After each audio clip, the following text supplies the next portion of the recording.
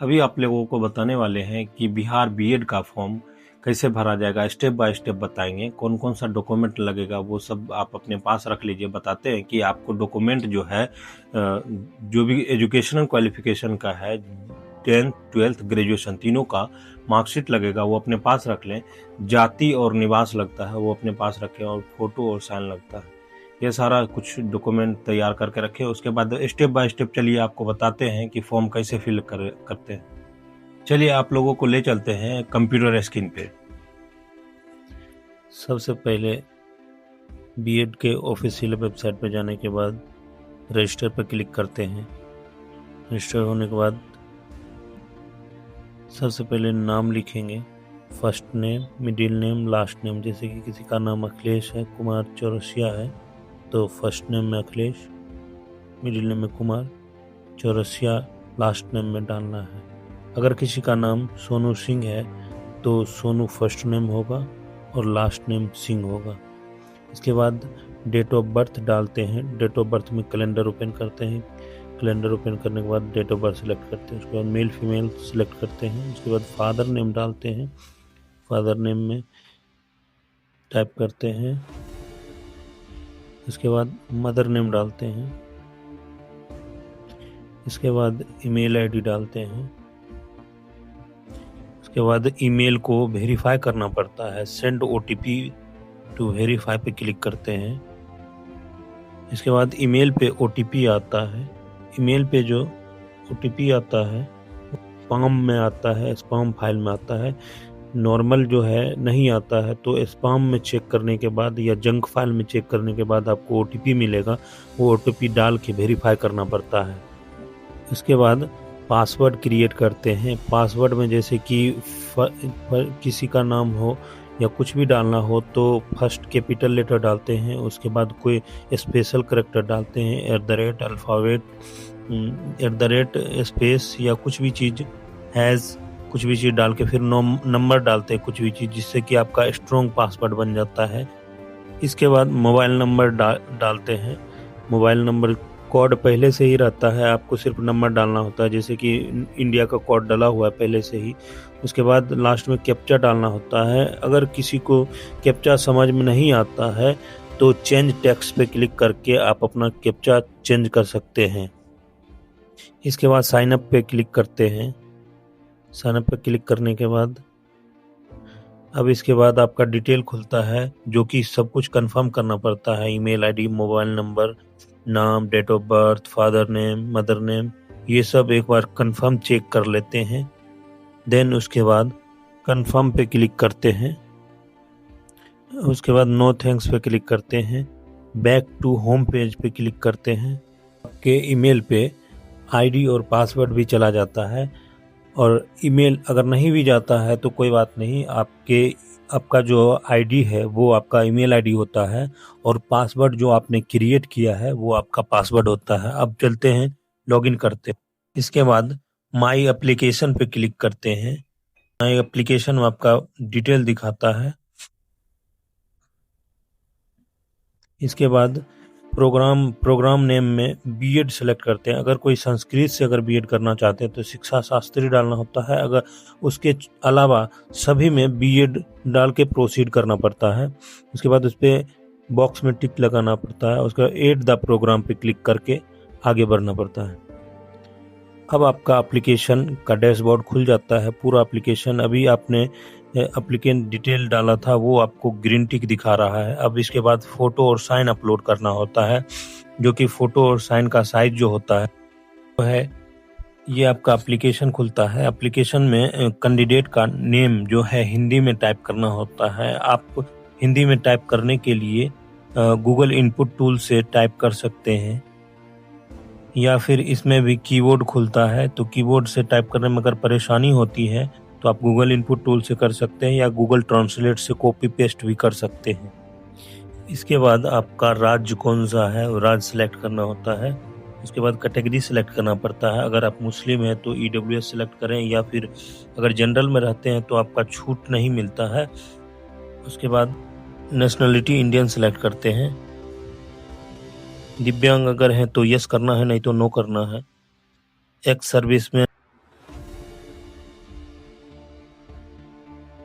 करना है, नहीं है तो नो करके आगे बढ़ते हैं। बिलोंग माइनॉरिटी मुस्लिम कैटेगरी, मुस्लिम जो है वो सिर्फ डाल लेंगे, माइनॉरिटी यस करना है, अगर मुस्लिम नहीं है तो नो करके आगे बढ़ते हैं। इसके बाद आधार कार्ड का लास्ट वाला 4 डिजिट डालना है सिर्फ। जो भी आईडी आप सेलेक्ट करते हैं उसका लास्ट 4 डिजिट ही डालना है, पूरा नहीं डालना है। उसके बाद मैरिड अनमैरिड सिलेक्ट करते हैं, शादीशुदा है तो मैरिड और शादी नहीं है हुआ है तो अनमैरिड सिलेक्ट करते हैं। इसके बाद आपका एड्रेस जो है परमानेंट एड्रेस डालना होता है, जो कुछ भी चीज़, वार्ड नंबर, गांव का नाम, लैंडमार्क में डाल सकते हैं, अगल बगल का जो भी मंदिर मस्जिद जो भी है वो डाल सकते हैं। जो भी चीज़ है, जैसे कि बस स्टैंड है तो बस स्टैंड डाल सकते हैं, डालना है। टाउन सिटी अपना डिस्ट्रिक्ट डालना है, उसके बाद पिन कोड डालना है। ये जो भी एड्रेस डालने के लिए दिया गया है, पूरा एड्रेस डालने के लिए कॉलम बाय कॉलम बना हुआ है, इसलिए सबसे ऊपर वाला जो कॉलम है उसको हटा देना है, क्योंकि नीचे सब कुछ दिया हुआ है, इसलिए पूरा हटा देना है। सिर्फ वार्ड नंबर और मोहल्ला का नाम लिखना है। इसमें अल्टरनेट मोबाइल नंबर यदि है तो डालें, नहीं तो बिना डाले हुए आगे बढ़ सकते हैं। अगर आपका अस्थाई पता और वर्तमान पता दोनों सेम है तो सेम टिक वाले पे क्लिक कर सकते हैं, सेंट एड्रेस पे क्लिक कर सकते हैं, जो भी है तो फिल हो जाता है। उसके बाद सेव एंड प्रोसीड पे क्लिक करते हैं। अब जो है फोटो और साइन अपलोड करना होता है। फोटो की लंबाई 4.5 सेंटीमीटर रखनी पड़ती है और चौड़ाई 3.5 सेंटीमीटर रखनी पड़ती है और 100 KB से कम होना चाहिए फोटो का साइज। अब फोटो सिलेक्ट करके ओपन पे क्लिक करके अपलोड करते हैं। इसके बाद सिग्नेचर का ओपन करते हैं, सिग्नेचर अपलोड करते हैं। सिग्नेचर का जो साइज है 100 से कम होना चाहिए उसका भी। अब अपलोड पे क्लिक करते हैं, अपलोड सिग्नेचर पे क्लिक करते हैं। ये फोटो और साइन हमारा अपलोड हो जाता है। अब सेव एंड नेक्स्ट पे क्लिक करते हैं।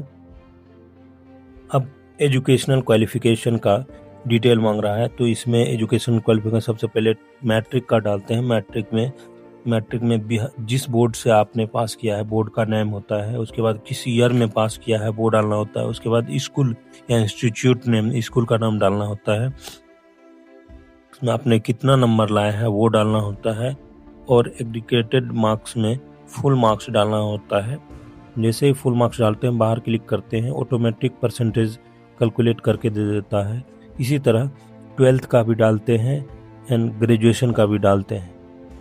अगर BA यूनिवर्सिटी से पास किए हैं तो उसमें जो है ऑनर्स का जो है ऑनर्स पेपर का डालना पड़ता है, जिसमें कि फुल मार्क्स 800 का जैसे होता है तो उसमें फुल मार्क्स में 800 डालेंगे। ऑनर्स में आपने टोटल कितना नंबर लाया है वो सिर्फ डालना होता है, सिर्फ ऑनर्स का ही डालना पड़ता है ग्रेजुएशन में। प्रोसीड पे क्लिक करते हैं, उसके बाद ओके करते हैं। अब जो डैशबोर्ड खुलता है वो सारा डॉक्यूमेंट अपलोड करने के लिए खुलता है। PDF या JPG फाइल में आप अपलोड कर सकते हैं। PG या फिर PNG या फिर PDF फाइल में किसी भी फॉर्मेट में आप सबमिट कर अपलोड कर सकते हैं। और अपलोड करने के बाद अब ये सक्सेसफुली सभी डॉक्यूमेंट को अपलोड करना होता है। सभी सक्सेसफुली अपलोड होने के बाद आप व्यू कर सकते हैं।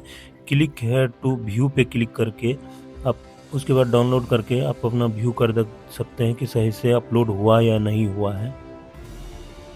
आपको 3 सेंटर सेलेक्ट करना पड़ता है, अपने नज़दीकी सेंटर सेलेक्ट कर सकते हैं। आपका जो मन है वो 3 जो है एग्ज़ाम सेंटर सेलेक्ट करने के लिए आता है। फटाफट से एग्ज़ाम सेंटर सेलेक्ट करते हैं, कंटिन्यू पे क्लिक करते हैं। अब जो है आपके फॉर्म का ओवरऑल प्रीव्यू ओपन हो जाता है। अब प्रीव्यू में सब कुछ एक एक चीज़ स्टेप बाय स्टेप देख के कंफर्म करना होता है कि सही भरे या नहीं भरे, सब कुछ कंफर्म करते हैं। उसके बाद करके कंफर्म एंड सबमिट पे क्लिक करते हैं, ओके करते हैं।